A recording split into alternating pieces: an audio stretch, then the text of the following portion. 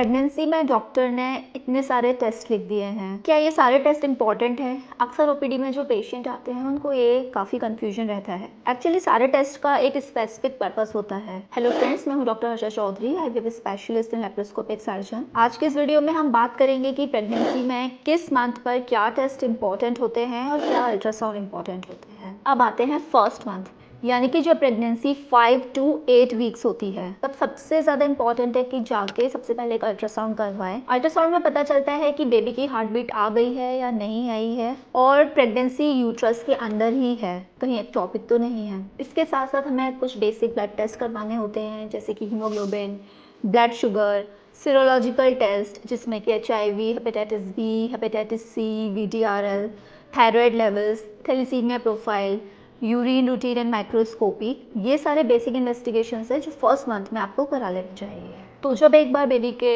धड़कन चेक हो जाए, ये बेसिक टेस्ट हो जाए, उसके बाद सेकेंड टू थर्ड मंथ में यानी कि 11 to 13 वीक्स में एक NT-NB स्कैन यानी कि न्यूक्लियर ट्रांसल्यूसेंसी एंड नेजल बोन की टेस्टिंग होती है, जो कि अल्ट्रासाउंड से करते हैं। इसमें बेबी के अंदर कोई क्रोमोसोमल एनॉमली तो नहीं है, कोई स्ट्रक्चरल एनॉमली तो नहीं है, उस चीज़ के बारे में पता चलता है। और NT-NB स्कैन होने के बाद आपका एक डुअल मार्कर होता है। डुअल मार्कर एक ब्लड टेस्ट है जिसमें पता चलता है कि डाउन सिंड्रोम का रिस्क तो नहीं है। अब 4th से 5th मंथ में यानी कि 18 से 22 हफ्ते में सबसे ज़्यादा इंपॉर्टेंट एक अल्ट्रासाउंड कराना होता है, जिसे कि लेवल 2 ये एनॉमली स्कैन होता है।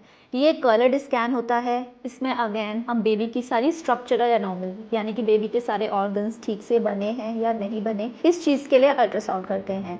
इसमें बेबी के brain, heart, kidney, lungs, stomach, limbs, सारी चीज़ें हम ठीक से देख पाते हैं। जब एक बार लेवल 2 हो जाता है, तो जैसे NT-NB स्कैन के बाद डुअल मार्कर हुआ था, इस स्कैन के बाद हम एक क्वाड्रुपल मार्कर करते हैं, जिसमें अगेन हम डाउन सिंड्रोम और बाकी की क्रोमोसोमल एनॉमली को रूल आउट करते हैं। इसके बाद 6 मंथ यानी कि 24 to 26 वीक्स में अगर आपके डॉक्टर ने सजेस्ट किया है तो हमें एक फीटल इको करा लेना चाहिए, जो कि अगेन एक अल्ट्रासाउंड है जिसमें हम बेबी के दिल यानी कि हार्ट के बारे में सारी चीज़ें हमें पता चलती है कि वो ठीक से फंक्शन कर रहा है या नहीं कर रहा है। इसके साथ ही OGTT एक ग्लूकोज टॉलरेंस टेस्ट होता है, जिसमें डायबिटीज़ के बारे में पता चलता है। आगे प्रेगनेंसी में जेस्टेशनल डायबिटीज़ मेलाइटस या कोई शुगर की कोई प्रॉब्लम तो नहीं होने वाली है, इससे इस टेस्ट के बारे में हमें पता चलता है। 7वें महीने में यानी कि 28 से 32 हफ्ते में एक ग्रोथ स्कैन या कलर डॉपलर स्कैन उसे बोला जाता है, जो कि एक अल्ट्रासाउंड होता है। ये कराना इंपॉर्टेंट है। इसमें हमें बेबी का वेट,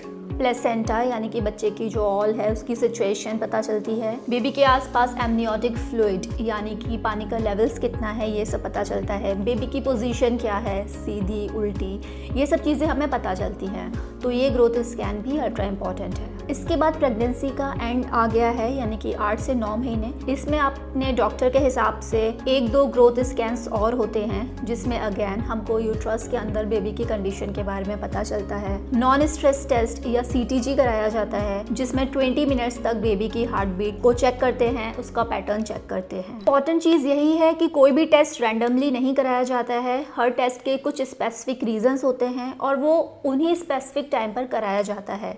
इसीलिए अपने डॉक्टर से कंसल्ट करिए प्लीज़, और इन टेस्ट को बिल्कुल भी मिस नहीं करना है।